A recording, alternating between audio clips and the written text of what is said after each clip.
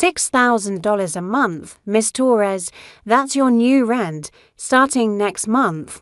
Gerald Morrison stood in my doorway like he owned the place, which, technically, he did. But the smile on his face told me this wasn't about market rates. This was personal. Why would a landlord who'd barely acknowledged my existence for 3 years suddenly triple my rent overnight? I set down my coffee mug slowly, studying the man who'd just declared war without knowing he'd already lost. That's a 200% increase, Mr. Morrison. Portland rental laws clearly state, sue me. He interrupted, his thin lips curling into a sneer. Oh wait. You can't. We both know you can't afford a lawyer on a bookkeeper's salary.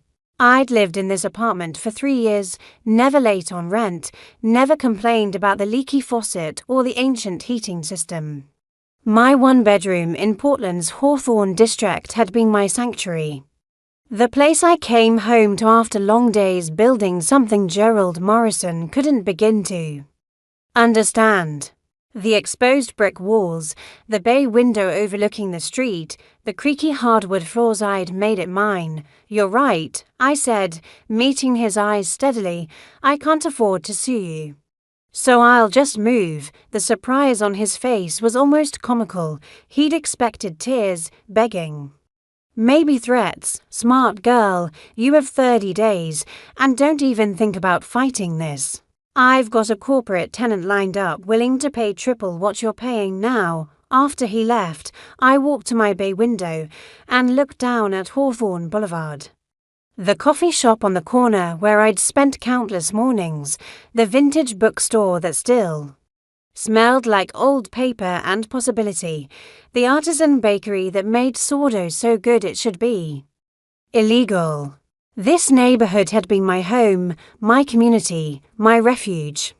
What Gerald Morrison didn't know, what nobody knew, was that the quiet bookkeeper in apartment 3B had been very, very busy for the past 18 months.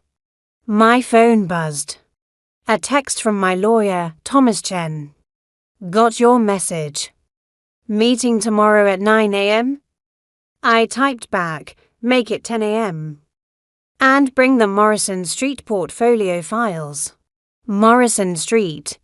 The irony wasn't lost on me. Let me take you back 18 months to when this whole thing started.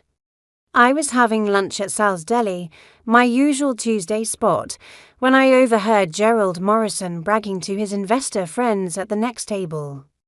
The trick is finding old buildings with rent-controlled tenants, he said, loud enough for half the restaurant to hear. You make their lives hell, raise the rent illegally, skip repairs, make it unbearable. They leave, you renovate, and suddenly you're charging tech workers for $1,000 for a studio. His friends laughed. One of them, a man in an expensive suit, raised his glass to gentrification profits. I sat there, my tuna sandwich turning to ash in my mouth. I thought about Mrs. Kowalski, the elderly woman who lived into A for 20 years before suddenly deciding to move last spring, about the young family in 1C who'd left crying, their daughter's drawing still taped to the mailbox. That's when I made a decision. Gerald Morrison thought he was a real estate genius, but he'd made one critical mistake. He assumed everyone else was playing checkers while he played chess. He didn't know I was playing an entirely different game, you see. Bookkeeper was technically accurate. What I didn't advertise was that I was a forensic accountant who'd spent 5 years at a major consulting firm before going independent. My clients included real estate investment trusts, private equity firms, and yes, predatory landlords who needed someone to help them optimize their holdings. I knew every trick, every loophole, every shady practice. I knew how they thought because I'd helped them think that way until I couldn't stomach it anymore. But I'd saved my money. Every penny from those high-paying consulting gigs went into a personal investment fund. No fancy car, no designer clothes, no exotic vacations. Just a growing pile of capital and a plan that was starting to take shape that night after. Overhearing Morrison's lunch conversation, I started researching. Morrison Properties owned 12 buildings in the Hawthorne district.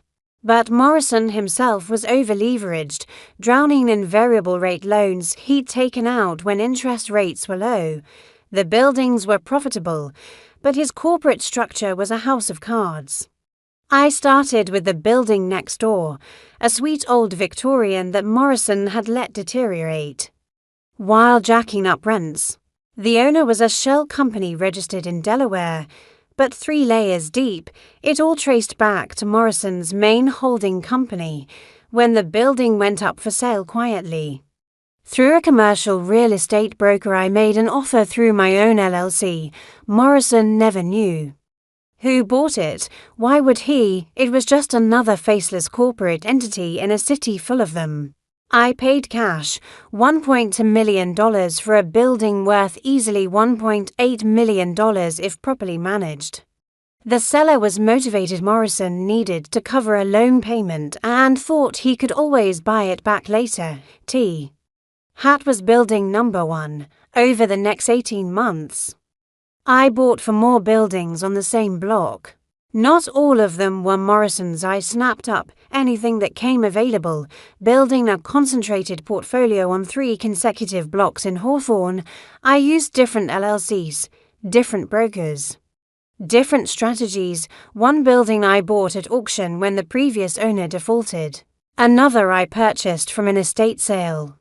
A third from an out-of-state investor who was tired of dealing with Portland's rental market. But 3 of them, including the crown jewel corner property with the coffee shop on the ground floor, those came from Morrison.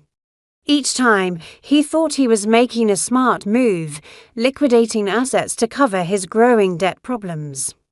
Each time, he was selling to me. My day job as a bookkeeper was perfect cover.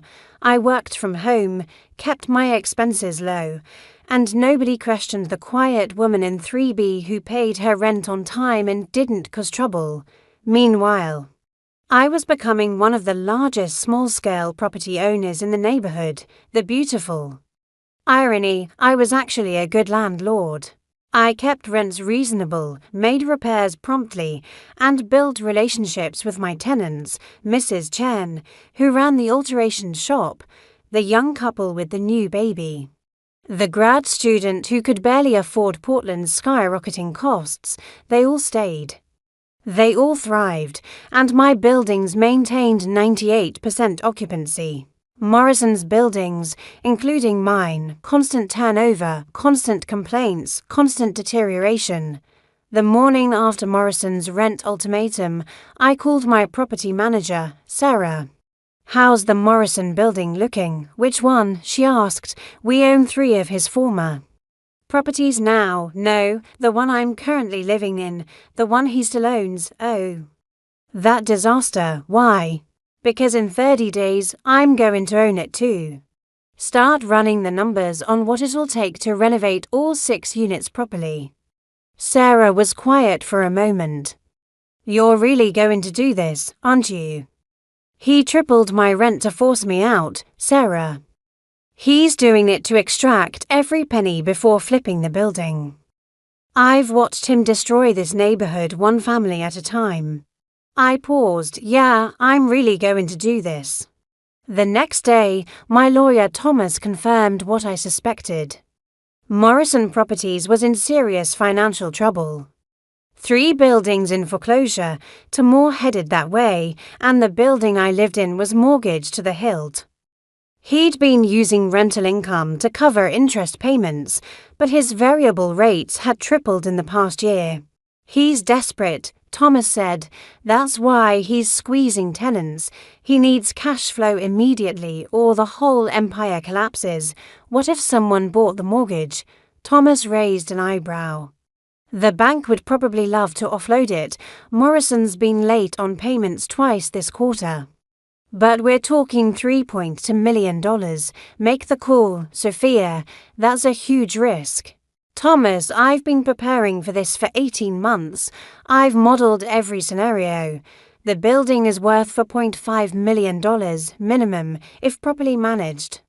Morrison's just a terrible operator who's over-leveraged. Make the call 2 weeks later. I owned the mortgage on my own building. Morrison had no idea the bank simply transferred the note to my LLC, and as long as he made his payments to the new servicer, why would he look into it? But here's the thing about predatory landlords, they're usually terrible at actual business. Morrison was so focused on squeezing tenants that he'd ignored the fundamentals. He'd deferred maintenance, skipped insurance payments, and worst of all, he'd been illegally increasing rents beyond Portland's rental control limits. I had documentation of everything. Every illegal increase, every ignored repair request.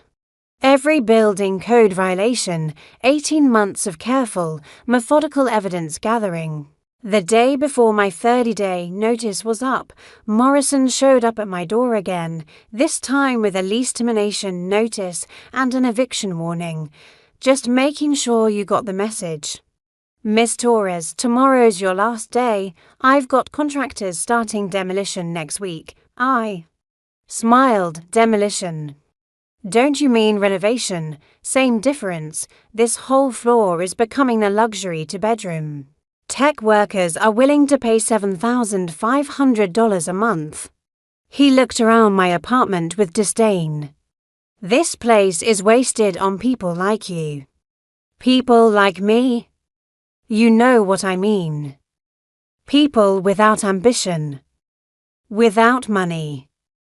This neighborhood is changing, sweetheart. Evolve or get out. That's when I decided to end it, mister. Morrison, I have a question. Do you know who owns the mortgage on this building? He blinked. What? The bank. First National. Why? Actually, First National sold your mortgage 2 weeks ago. The new note holder is Hawthorne Holdings LLC. So what? I make my payments to whoever owns the note, right? Except you missed last month's payment. And the month before that. Which means, according to the terms of your mortgage agreement, the note holder can call the loan immediately due. His face went pale. I made those payments. No, you didn't. I have the records. And even if you had, there's the matter of the $47,000 in building code violations. The illegal rent increases. And the pattern of tenant harassment that violates Portland's rental laws. You can't prove any of that. I pulled out my phone and opened a folder. Actually, I have documentation going back 3 years, including recorded conversations where you explicitly describe your strategy of making tenants' lives hell to force them out. Morrison's confidence was cracking. Who the hell are you? Someone who got very tired of watching you destroy people's lives for profit. I walk to my window, see that building across the street. I own it. The one next door, mine. The corner property with the coffee shop, also mine, in fact. I own 5 of the 6 buildings on this block. Bullshit. Hawthorne Holdings. Morrison Street Investments, Belmont Properties LLC, all mine, Mr. Morrison. You've been selling to me for 18 months, piece by piece, liquidating your empire to cover your debts, and now I own the mortgage on your last building. The color drained from his face completely. This is insane. You're a bookkeeper, you can't. Possibly forensic accountant. Actually, specialized in real estate investment analysis. Those consulting gigs paid very well. I smiled. And I've been a very frugal person. My lawyer, Thomas, chose that moment to knock on my door. Perfect timing. I let him in, and he handed Morrison a thick envelope. Mr. Morrison, I'm here in my capacity as legal counsel for Hawthorne Holdings LLC. This is a notice of loan acceleration.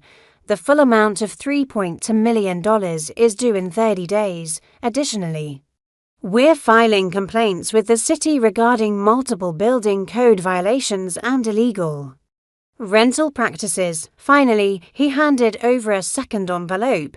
This is an eviction notice. The new owner of this building is terminating your management agreement and taking direct control of the property. Morrison stared at the papers like they were written in a foreign language. You can't do this, actually. I can, I said. Everything I'm doing is completely legal, unlike the things you've been doing for. Yes, I'll fight this. I'll sue. You'll lose, Thomas interrupted. We have 3 years of documentation. Every illegal rent increase, every ignored repair request, every code violation. Portland's tenant protection laws are very clear. You're looking at potentially hundreds of thousands in fines.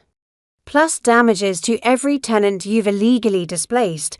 Morrison's hands were shaking now. The bully had finally met someone who couldn't be bullied. What do you want? He asked, his voice barely a whisper. I considered the question. What did I want? Revenge? Justice? Both felt too simple. I want you out of this neighborhood. I said finally, I want you to sign over full ownership of this building in lieu of the mortgage payment. I want you to agree never to operate rental properties in Portland again, and I want a public apology to every tenant you've displaced. That's everything. You're taking everything. No. Mr. Morrison, I'm taking what you stole. There's a difference. He looked at Thomas, who nodded. My client is being generous. The alternative is foreclosure, lawsuits, and possible criminal charges for fraud and tenant harassment. This way, you walk away without a criminal record. Morrison signed the papers that afternoon. The building became mine, free and clear. Over the next month, I had a team of contractors do the work. Morrison had always been too cheap to do new heating system, fixed plumbing, updated electrical, proper insulation. The works. Then I reached out to every tenant he'd displaced over the past 3 years. Mrs. Kowalski, the elderly woman who'd moved to Vancouver to afford rent. The young family with the little girl who drew pictures. The grad student who'd had to move back in with his parents. I'm offering you your old apartments back, I told each of them, at the rent you were paying before Morrison forced you out. Adjusted only for legal cost of living increases, Mrs. Kowalski cried on the phone. The young family drove down from Seattle that same day to see their old apartment. The grad student asked me 3 times if I was serious. Within 2 months, the building was fully occupied, not with tech workers paying $7,500 a month, but with the community members who'd been there all along, teachers, artists, small business owners, retirees, the people who made Hawthorne District a real neighborhood instead of just another gentrified playground. My portfolio now includes 8 buildings in the district. I'm not a slumlord and I'm not getting rich. My properties generate modest but steady returns. I pay my contractors fairly, respond to maintenance requests within 24 hours, and keep rent increases reasonable. Last month, I saw Gerald Morrison at a city council meeting about rental regulations. He was there to oppose stronger tenant protections. Naturally, when he saw me sitting in the front row, he went pale and left before the vote. I didn't gloat. I didn't even acknowledge him. Because this was never about him. Not really. It was about proving that you can make money in real estate without destroying people's lives. That sustainable, ethical property management isn't just possible, it's more profitable in the long run. My neighbors know me now, not as the quiet bookkeeper in 3B, but as Sophia Torres, the landlord who actually gives a damn. Mrs. Chen brings me homemade dumplings. The couple with the baby asks me to be their daughter's godmother. The grad student, who's now finishing his dissertation, thanks me every time he sees me. This morning, I got a call from another small landlord in the Alberta district. She's retiring and wants to sell her 4-unit building to someone who'll take care of her tenants. We're meeting next week.